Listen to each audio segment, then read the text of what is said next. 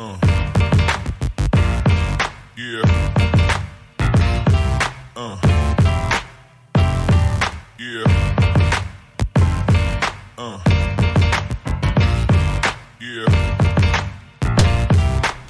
Hi, welcome back to the Summit Realty Group podcast. I'm Nick Williams. I'm Blake Shrekice. Today we're going to talk about leverage. So today's another real estate focused episode, but we're going to talk about how you can use leverage and how leverage may be used against you. Yes. So when you say leverage in a general sense is using a longer stick to pick up things. Right. Basically. Who had the quote, I can pick up the world if you give me a long enough stick, basically. And that's, I don't know who that was, but anyways, the power of leverage. Research that before the episodes. The power of leverage is you can multiply your own strength or your own ability to do something with leverage. And when we talk about leverage in real estate, it's loans. And it's talking about fulcrums, and fulcrum is that transition point when you have that leverage. Yeah. And so the first fulcrum that you have in real estate is your offer. Yep. And there's some pre-work you can do to gain some leverage before you make an offer, and that's really where your lender comes in, the right loans, the right loan programs. You can a typical cabin you can buy with all of your different loans, but some of them are going to give you some advantages, and some of them are going to give you some disadvantages and limit you in different ways. Yep. So the extreme amount of leverage would be a zero down, like a VA loan. Let's say you got all closing costs wrapped in, and you got your earnest money back at the end, let's say. So that would be a leverage of you have $0 in, besides whatever your earnest money was, and you're getting 100% back. Right. The other end, of course, is you buy something cash. You're using no leverage. The strength you have, the money you have, is what you're going to use to spend. So there's obviously a ton of ways to look at this. There's the Dave Ramsey method, which is basically buy everything cash, limit your leverage as much as possible.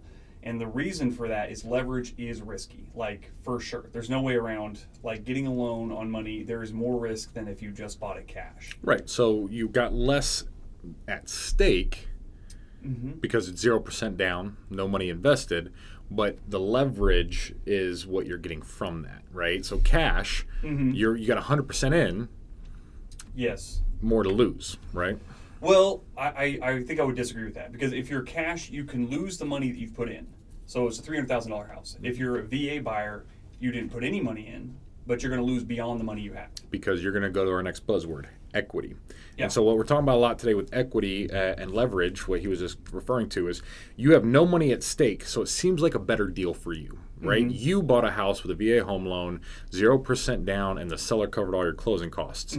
Not very risky for you, but you have no asset. In fact, you're upside down on your house because of the VA funding fee. Yes. The other way around, cash, I just bought a property. If there's a fire, if something happens, I'm 100% out of my asset. But on the flip coin, on the other side of the coin there, you have 100% of your asset that you own.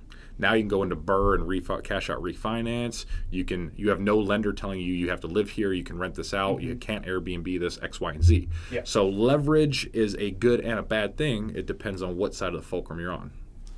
Well, it depends what you want to do as well, and your safety and your goals. profile, your goals, all of that. So, I don't know. I don't guess he would care if I named his name, but so Tim Henry, who is an engineer, is, I would say, a more safe person. We've kind of discussed this a lot, and the idea of and again, I don't know his how he invests or anything, but just to give you, for instance, he's more likely to be someone who wants to own everything cash and pay everything down as quick as possible. Myself, I'm less so. I don't think I would want to do a bunch of zero down loans because, again, you've got no equity. If things go wrong, they go really wrong. You're in 100% in, maybe you can't sell, you have to pay to get out of houses, so things can go really bad. So what is and again, everybody's going to be a little bit different. So in your first opinion, off, disclaimer, none of this is financial advice. These are all recommendations, tips, tools, and everything else. So we're going to explain to you the different options that you have. Yes. But none of this is saying you should do this, you should do that. There's risk involved with anything that has money tied to it. Yeah. So I really see I'm going to go back to this coin. I think that's going to be our metaphor for this episode. Okay. The head side of the coin is your Dave Ramsey people, right? Your cash BRRRR asset collection people. So what that means is they want to own it and have as much equity as fast as possible. And then you have the other people, which I would say are the Robert Kiyosaki crowd, right? Mm-hmm. And that's maximizing your debt and making the debt work for you. Yep. So quick summary here. Robert Kiyosaki, Rich Dad, Poor Dad author, owns millions of dollars worth of real estate, got his first million in real estate. And so what he basically gets at is using debt to your advantage. So I can buy if I have $100,000, I can buy 3 properties with 30% down or $30,000 down, right? Now I have 3 assets that can cash flow, can bring me more income, and go down that road. Whereas the same person that is Dave Ramsey or Burr, for example, and Burr is buy, rehab, refinance, repeat, right? So that's that model there. And so they want to buy the asset with as little debt as possible, minimizing the risk of collections and not paying your dues and having more of the asset. But because you're maximizing 100% of your investment, you can only buy 1 at a time instead of 3 or 4 at a time. You're not maximizing that debt relief. Well, and that's one of the big things when people look at investing in real estate. And if they're thinking, hey, I'm going to buy the whole thing cash, a lot of times they say, what is the return is not as good as maybe some people lead you to believe. And it's like, why not just go buy some stocks or, there's a bunch of investment vehicles. And because one of the big bonuses of real estate is how easily financeable it is. Whereas you could probably finance buying stocks, but I don't think anybody recommends doing that. Whereas real estate, you can take $10 and make it 100 or $20 and make it 100. You can 5x, 10x, or again, with a VA loan and your primary residence, you can literally infinitely X your your money because you're not putting anything in. So the bonus, and there's other options like residential road development loans and stuff too. So it's not just VA with 0% down, but that's the most common one, which is why we're going to keep. And there's some grants and things. IRA check. Yeah. So for the most part. So, but again, the bonus of all that is if everything goes good, no issues. So let's go down the path of where you do have things go bad. You buy a house, let's say 0 down, whatever VA or whatever it was 0 down. And the market takes a dip. And let's say you weren't upside down. Right. You bought it perfectly, you owe exactly what it was worth. And the market takes a dip and you lose 20 grand. You also lose your job in that time because of the economics or whatever, and you need to move to go get your other job. You now have, maybe say you're $20,000 in the hole, you've got to pay, realtors in that time, you got to pay closing costs, all of that. And so, whatever it is, $25,000, $30,000 that you're upside down, so that's kind of the riskier side. So that's if you have 0 equity, you have no wiggle room for things to go wrong. Right, and that doesn't have to be the worst case scenario, which you just mentioned. It can be something as simple as my septic just failed. Yeah. Right. Well, I need to pay $15,000 for this thing, otherwise it's going to keep backing up sewage into my house. So what do? Well, if you have equity, you can do a HELOC. You can do a cash out refinance. You can take a mortgage out against your property. Yeah. But if you don't have that equity, you have more limited options. You'd have to get a personal loan with a higher interest rate, go more in debt instead of utilizing your asset with leverage. Yeah. So one thing that bothers me is it more risky? Yes. Is there more reward possible? Yes. That's always the risk-reward ratio holds true for everything. Right. It's a cake. There's always layers to it. Yeah. Right. And you've got people, the zero debt people, the Dave Ramsey people, which Dave Ramsey is a Christian organization and stuff. And it always bothers me that I graduated Dave Ramsey Financial University. Yeah, same. Right before we got married to my wife, which is actually a really good thing to do. I think everybody at 11th grade should start the Dave Ramsey program. Once you graduate, once you got through all 6 steps. Yeah. Maybe there's a 7th one now. Once you get through all of those, then I personally believe you need to go more towards the Robert Kiyosaki side. I think once you have that base down. Well, Dave Ramsey has 99% of it right. I just think because you don't want to get car loans and all. For the most part, a lot of liabilities you don't want debt on. Things that are going down in value. But assets, and that's what Robert says. Robert says debt is good if you're buying assets. Right. Debt is bad if you're buying liabilities. And, Dave Ramsey keeps it simple, and that's why it's such a successful program. Yeah. Is he just keeps it simple. Debt is bad. Yeah. I would say in certain situations, debt is good. Yeah, I agree. So, and that's the point I was trying to get to is it almost makes people feel like it's a sin to get debt. And that always bothers me. It's a choice to get debt, and you have to know the risk-reward ratio. So again, if you are willing to make that risk, if you're at your absolute max, you're buying a house, you have no money for anything to go wrong in your life, not just housing stuff, and you're maxed out on everything, it may not be a great idea to buy like max out like that. You may need to get a few things in line before you do take that risk, because owning a house is riskier than renting, always. I like metaphor. So to simplify this is basically like you can buy a hammer, right? Yeah. And that hammer will allow you to build a house, so it's now an asset, right? But that hammer is making you work on high beams using nails where you could possibly injure yourself, so that's where the risk is, right? So that house, depending on how you use it, can be an asset or liability. A house that you just live in and you're not profiting off of, it's an asset still because you can always sell it for a profit, but it's truly kind of in the middle between a liability and asset. It's growing and appreciating, building your equity as an asset, but things are breaking. Things can still, you're depreciating on your taxes, so it is depreciating, right? Yeah. But there's different things you can do on it, and so it is kind of in the middle there is both. Yeah. If you go to an investment property now, that's where the entire algorithm changes. It is definitely an asset because you're not living in it. It is making you money, and it is a tool to generate income. But you also have other people living in it that are breaking things, running things down. So that's where the balance comes back in. Yeah. And you want to basically buy an asset cleverly that you've done the research, your due diligence on, so it's more on the asset side than the liability side. Yeah. So in the house you're living in, if you're just living conventionally, almost without fail is a liability. I agree. Yeah, unless you are gaining so much equity, like it would be 2020 to 2021 and a half. Maybe even still, it's hard to overcome the expense of owning a house. Like the interest rate. So the only two bonuses you have when you're living somewhere is equity gain and any tax relief you get. So like your interest payments will be a write-off or whatever. So. But yeah, so that's really hard to overcome. Then you can do, anyways, I don't want to get outside the realm, but you can do things like house hacking where you do start making income technically where you live. And if you don't have the equity and you're going back to that story earlier where you lost your job and you have to move and you can't afford to sell the property, you can still turn the liability into an asset and rent it out, but now you're behind the power curve because you don't have the equity position in it. It's tough. So if now everything went well, you just couldn't afford to sell it, you move a tenant in it and the tenant backs up your septic system, your asset then reverts back to a liability because you're now not cash flowing, you're losing money instead of gaining money on it. Yep.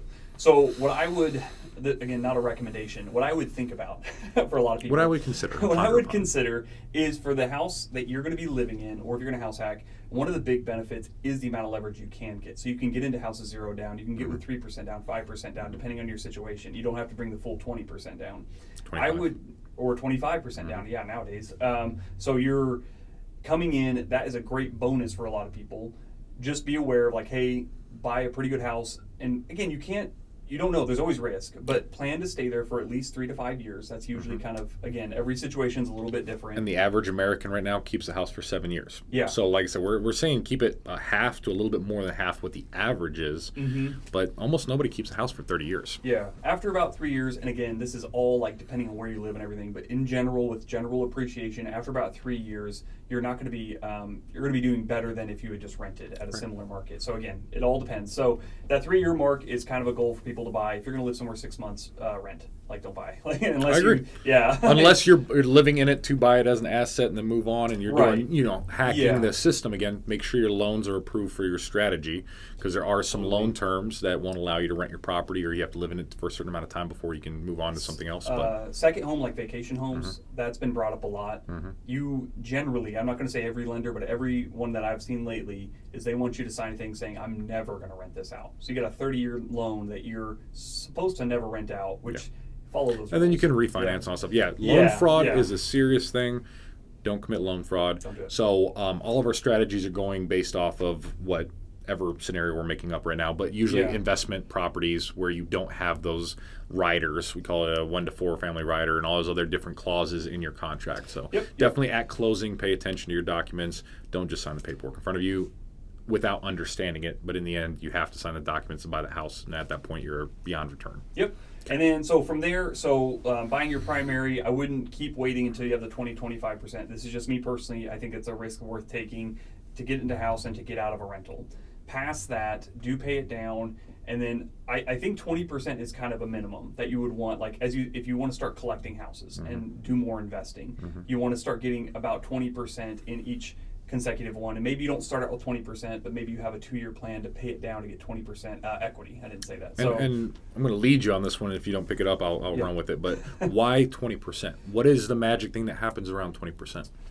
If you're using an owner-occupier loan.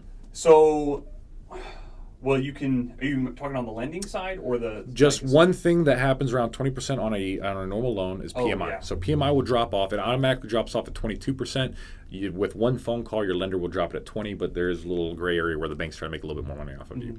So at 20%, you lose at PMI. So your payment's already dropping at that point. Yep. At 20%, you should have been in the property long enough anyway that if you were the conventional loan or probably even FHA, you can then move on to a newer, bigger house. Maybe now you're ready to go in somewhere else. So if I had a child right now at 23 and I wanted to set them up for success, I would tell them the first thing you want to buy is a duplex. Something affordable, something in town, very low risk, right? But using that leverage on getting the best possible deal on 0% down loan or a 3.5% down loan for an FHA or something, go ahead and move into that. Now start saving up your money, make the property better, and once you hit that 20%, with FHA, you do have to refinance because it's a lifetime PMI. I was about to bring that up. But so refinance at 20%, pull some cash out of that, add it to the savings, and go buy a second property. Now here's where you have the option of what I would do is buy something a little bit larger, maybe a 3-plex or 4-plex. But a lot of people at this point say, hey, I'm tired of being a renter, like living like a renter, because living in a duplex, you're still in an apartment, right? Yeah. And buy a single family home. Yeah. I would try to get a portfolio of 6 before I bought my single family home. At that point, I should be about 30 years old. Yeah. So now as a 30-year-old, I own 3 properties, somewhere between 4 and 6 doors. And at that point, your properties are essentially paying for themselves to buy more properties. And it's a snowball effect, going back to Dave Ramsey, but doing the inverse. Instead of paying down your debt like a snowball, you're building your asset like a snowball. So you start with a duplex, then you go to 5 doors, then you get your 6th door, roll that, keep it going. So I totally agree. So when you're getting more and more doors, I think that's when you want to decide for yourself what amount of equity you're okay with. Yeah. So I would say 20% is kind of getting towards the minimum. Beyond the PMI, just the riskiness of it. So if we have a market drop, if we have you have certain life things that go wrong and you need to do a flash sale basically and sell your property for maybe cheaper than you wanted to, liquidate yourself out, whatever it is, you've got wiggle room.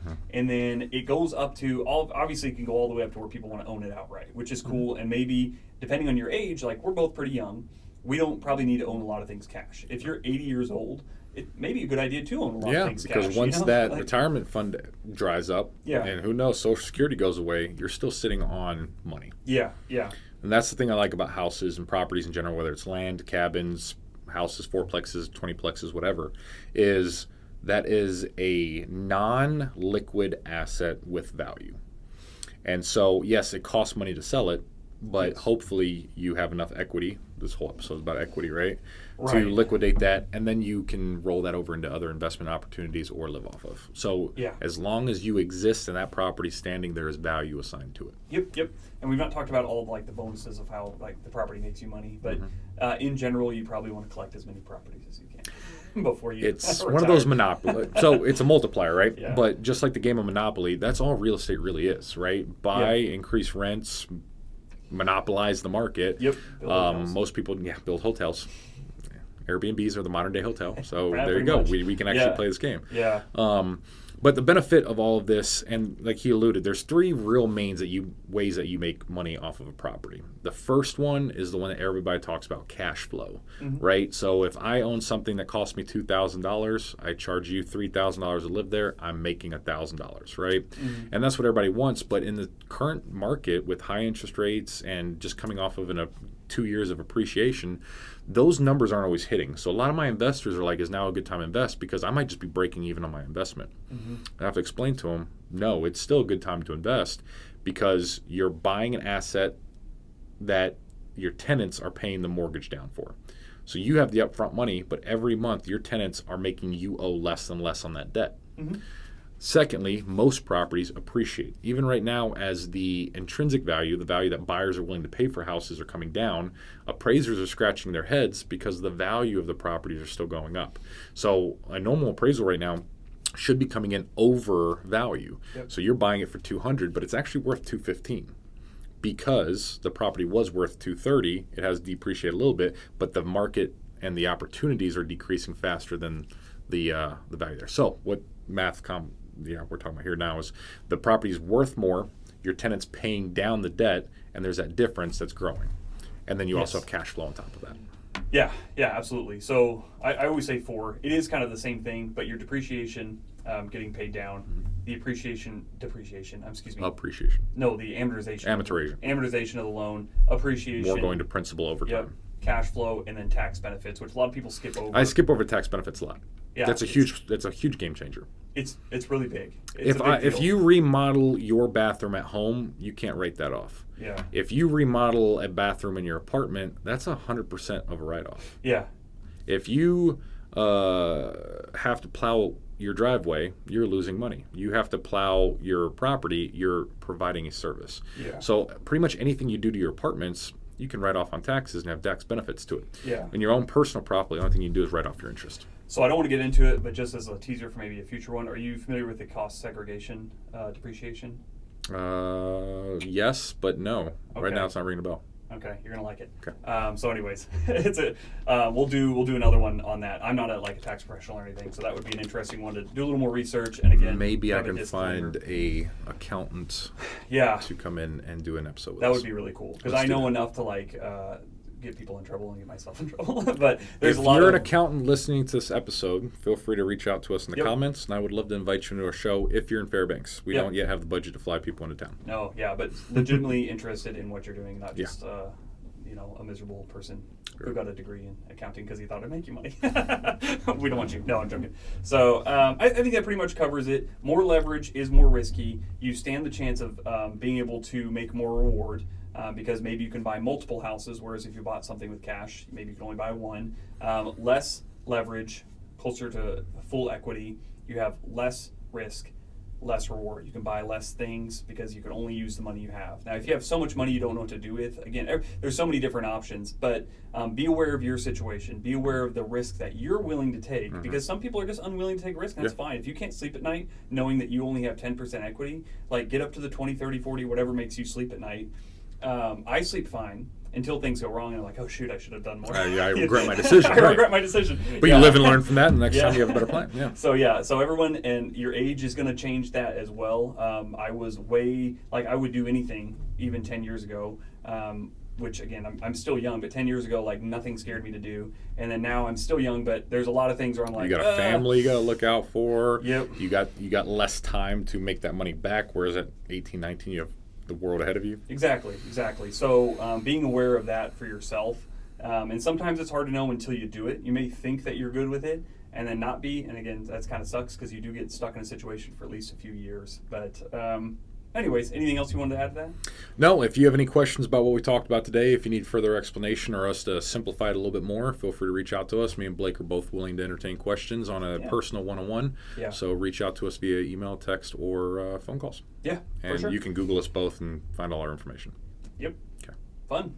All right, buddy. Well, hey, again, thank you for meeting with me. Yep. Good podcast. For sure. Have a great day. Yeah.